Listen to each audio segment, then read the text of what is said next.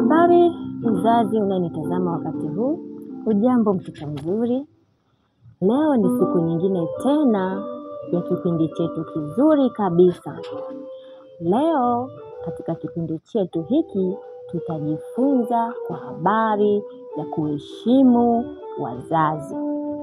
Katika somo letu leo la kuheshimu wazazi, kabla sijaanza, hebu mtoto mzuri sema hivi: nitamtii baba, nitamtii mama.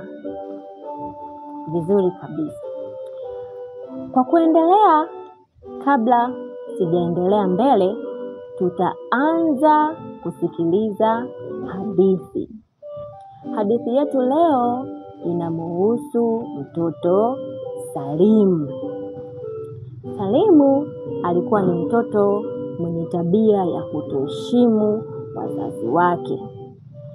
Salimu alikuwa hamsikilizi baba wala hamsikilizi mama yake. Salimu alikuwa akiondoka bila kuaga nyumbani kwao. Siku moja Salimu akiwa anacheza mtaani kwao, ulipita mdundiko. Salimu kwa kuvutiwa na sauti za shangwe na ngoma za mdundiko, alifuata ngoma ile ya mdundiko mpaka eneo ambalo halitambui. Baada ya Salimu kugundua kwamba maeneo yale yalikuwa ni mageni kwake, alianza kulia. Salimu alilia sana. Kwa bahati nzuri alikuwepo msamaria mwema eneo la karibu. Akamuuliza, mtoto mzuri, mbona unalia? Salimu alijibu kwa majonzi, nimepotea mimi. Basi mtu yule alimwonea huruma sana Salimu. Alimpeleka kwa mwenyekiti wa mtaa ule. Salimu baada ya kufika pale, aliulizwa baadhi ya maswali na mwenyekiti wa mtaa, na kwa bahati nzuri Salimu alikuwa anaweza kujieleza vizuri.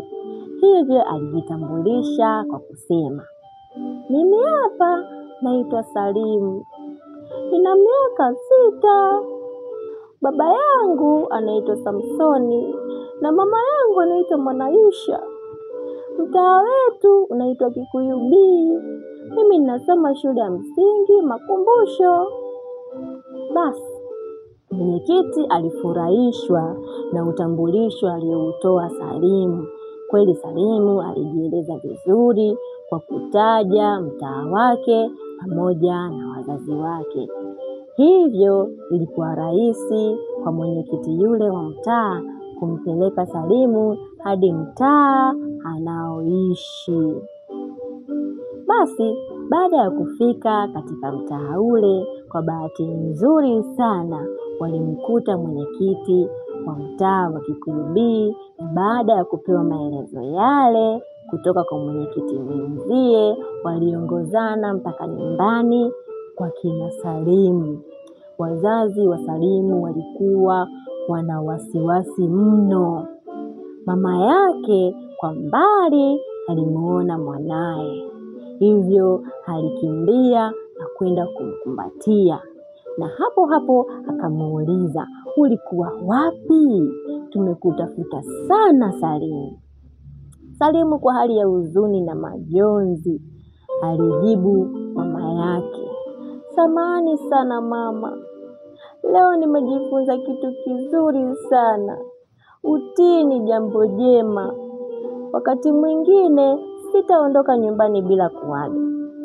Ni kweli kabisa mtoto mzuri. Kuaga wazazi ni jambo zuri. Unapotaka kwenda mahali popote, ni lazima uage wazazi wako. Nina imani umejifunza jambo katika hadithi uliyosikiliza ya mtoto mwenzio Salimu.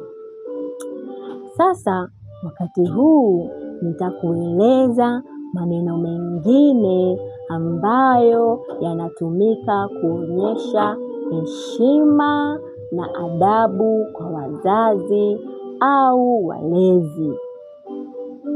Mtoto mzuri, unaweza kuniambia maneno mawili tu unayoyafahamu ambayo yanaonyesha heshima na adabu kwa wazazi? Safi kabisa. Ni kweli kabisa. Maneno mengine unayoweza kuyatumia kuonyesha heshima na adabu ni samahani, pole, asante, pamoja na naomba. Maneno haya unaweza kuyatumia kama ifuatavyo. Unapohitaji kitu kutoka kwa rafiki yako au mzazi wako au mtu yoyote yule, unasema naomba. Unapohitaji kitu chochote kile kutoka kwa rafiki yako au mtu yoyote yule, unasemaje? Safi kabisa. Unasema naomba. Unapomwona mwenzako yuko katika hali ya maumivu au ugonjwa, utamwambia pole. Unapomwona mwenzako yuko katika hali ya maumivu au ugonjwa, utamwambia pole. Unapotaka kwenda popote pale, lazima ufanyaje? Uage. Lakini pia unapoona mwenzako umemkosea, unamwambia samahani. Unapoona mwenzako umemkosea, unasema samahani. Mtoto mzuri, nina imani umenisikiliza na umenielewa vizuri kabisa.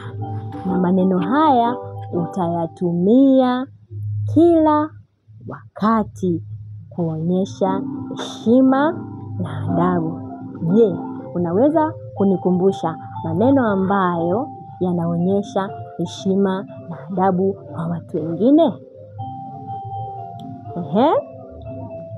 Sawa. Safi. Vizuri. Hongera. Ni kweli kabisa. Naomba, samahani, pole na asante. Hayo ni maneno yanayotumika kuonyesha heshima na adabu. Basi mtoto mzuri, nimefurahi kuwa na wewe katika kipindi hiki.